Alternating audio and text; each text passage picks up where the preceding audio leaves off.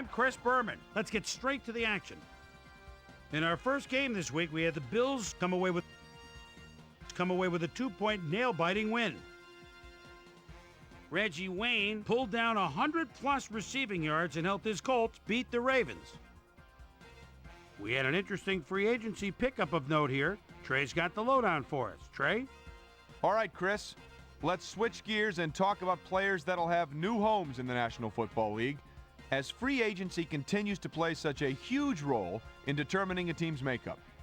Mo Collins will be playing his football elsewhere, though perhaps not for as much as he would have liked. 4 years, $7.2 million, plus a $1.4 million signing bonus.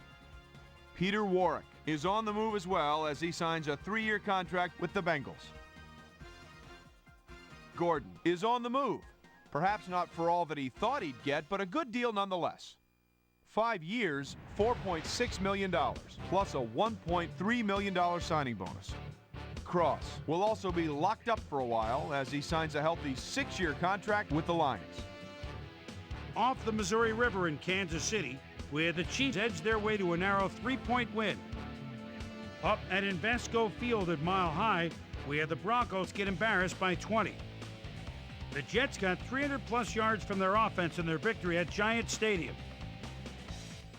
Jaguars, Panthers. Joseph Jefferson is set up right near the midfield stripe to get this ball and takes it just in his own territory. Jets right. There are a couple defenders there, but he outruns them. Where's the defense? Touchdown, 53 yards. The Panthers win this one by the final score of 21-7. The Cowboys won on the road and will now head home to meet the Eagles. Willie Ponder had over 50 yards receiving and helped his Giants beat the Dolphins. By the coal mines of Pittsburgh, we had the Steelers come away with a decisive 10-point win. Up in the HHH Metrodome, we had the Vikings squeeze out a 4-point victory. The Seahawks defense came away with 3 turnovers in their victory at Seattle Stadium.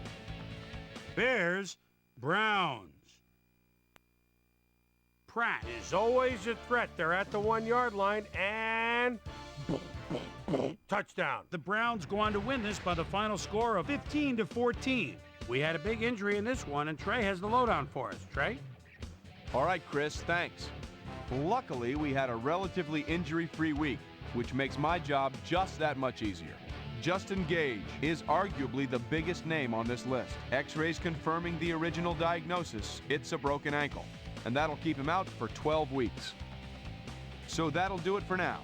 Chris, let's send it back to you. And last but not least, we had the Bengals come away victorious.